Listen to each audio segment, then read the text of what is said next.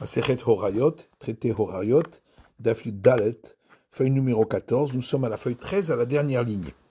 Maintenant, les Rabbi Shimon Beret, Rabbi a enseigné à Rabbi Shimon, son fils, l'enseignement suivant. Acherim Omrim, d'autres disent, c'est-à-dire, c'est l'avis de Rabbi Meir, concernant la 11e bête qui a été comptée pour le compte de la dîme animale et qui a été nommée 10e par erreur. Et on doit l'offrir comme un sacrifice pacificatoire. Si on a transféré sa sainteté sur une autre bête, d'après Rabbi Yehuda, on ne peut pas offrir cette autre bête parce que elle est elle-même considérée comme transfert de sainteté de la 10e. Et un transfert de sainteté ne peut pas engendrer un autre transfert de sainteté. Par contre, Rabbi Meir dit, et il est appelé ici les autres, Hilu Aïta Temura, si la 11e bête qu'on a nommée 10e aurait été considérée comme transfert de sainteté, lo Hayakarev, on n'aurait pas pu l'offrir, puisque le transfert de sainteté de la dîme animale n'est pas offert. Donc, c'est pas considéré comme transfert de sainteté. Donc, on peut, à partir de cette bête, faire un transfert de sainteté. Amarlo, Rabbi Shimon a dit à son père Rabbi,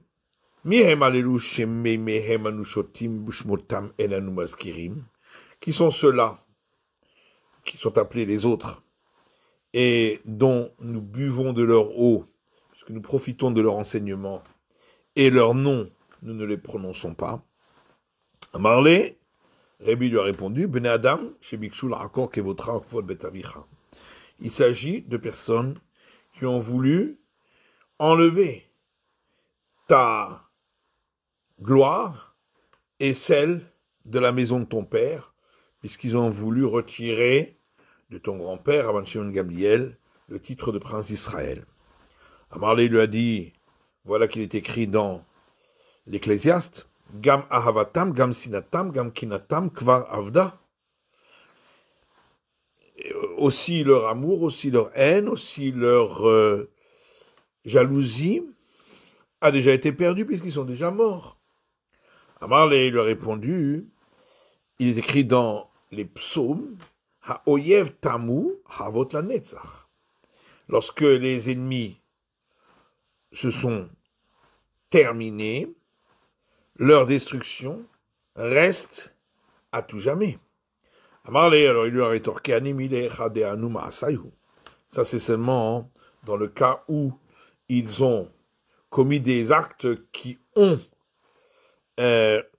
entraîné des conséquences. Mais ce qu'ont fait ces sages-là n'a entraîné aucune conséquence, puisque Rabban Shimon Gamliel, en fin de compte, n'a pas été retiré de son poste. Alors, Hadarat Nele Amru Mishum Rabbi Meir. Alors, par la suite, il lui a enseigné ainsi, on a dit au nom de Rabbi Meir, Ilu Hayatemura, Lo Hayakarev, si cette 11e bête qui a été nommée 10e était considérée comme transfert de sainteté, on n'aurait pas pu l'offrir. Amarava, Rava dit, Afilu Rebi, de Anvatanahu, même Rebi, qui est un homme modeste, Tana Amru Mishum Rabbi Meir. Il a enseigné dans les termes suivants, on a dit au nom de Rabbi Meir, Amar Rabbi Meir lo Amar, mais il n'a pas dit, ainsi a dit Rabbi Meir. Amar Rabbi Yochanan dit Pligouba Rabban Shimon ben Gamliel ve Rabban. Il y a une discussion sur le sujet dont on avait parlé auparavant, entre Rabban Shimon Gamliel et les sages. Chadamar Sinai Adif, l'un dit que celui qui connaît toute la Torah, comme elle a été donnée au Sinaï, c'est lui le plus important. Chadamar, et l'autre dit Oker Harim Adif, celui qui arrive à déraciner des montagnes, c'est-à-dire à rentrer dans la profondeur des enseignements par son esprit aiguisé, c'est lui qui est le plus important. Rav Yosef Sinaï, Rav Yosef connaissait toute la Torah comme elle a été donnée au Sinaï. Rabba Oker Harim. Et Rabba, lui, savait déraciner des montagnes, donc entrer dans les profondeurs des enseignements. Shalchou le Taman. Alors ils ont envoyé un messager là-bas en Israël, Ezemehem Kodem, qui est celui qui doit avoir la préséance des deux. Shalchou lehu, et ils leur ont répondu par le message suivant, Sinaï Adif, celui qui connaît toute la Torah, comme elle a été donnée au Sinaï, c'est lui le plus important. Damarma, parce qu'il y a un enseignement qui dit, Hakol Tsichil Mari Chittaya. Tout le monde a besoin de celui qui possède du blé. Et donc ici aussi, celui qui possède tous les enseignements, tout le monde en a besoin. Rafilo Hachi, l'Okabin Rav Yosef allait, et malgré tout, Rav Yosef n'a pas accepté sur lui de devenir le maître de la maison d'études. Malach Rabba, et c'est Rabba, qui a été ainsi le maître, pendant 22 ans. Fada Malach Rav Yosef. Et ensuite, Rav Yosef a pris cette fonction après la disparition de Rabba. Vechol Sheni de Malach Rabba, et pendant toutes les années où c'était Rabba qui était le maître, Rav Yosef a filou mana le betelo halif. Rav Yosef, même un médecin qui pratique les saignées, n'est jamais entré dans sa maison pour ne pas montrer une certaine importance, et c'est lui-même qui est allé voir le médecin. Abaye Rava, Rabbi Zera et Rabba Bar Matna, Avou Yatve. Abaye et Rava et Rabbi Zera et Rabba Bar Matna étaient assis. Avou Tzicher et Shah. Ils avaient besoin que l'un d'entre eux soit le chef de leur groupe. Amré, ils ont dit, Kol De'amamil Tavelo Mifrir, tout celui qui dira un enseignement qui ne sera pas repoussé, Lihaveresha, que ce soit lui qui soit le chef.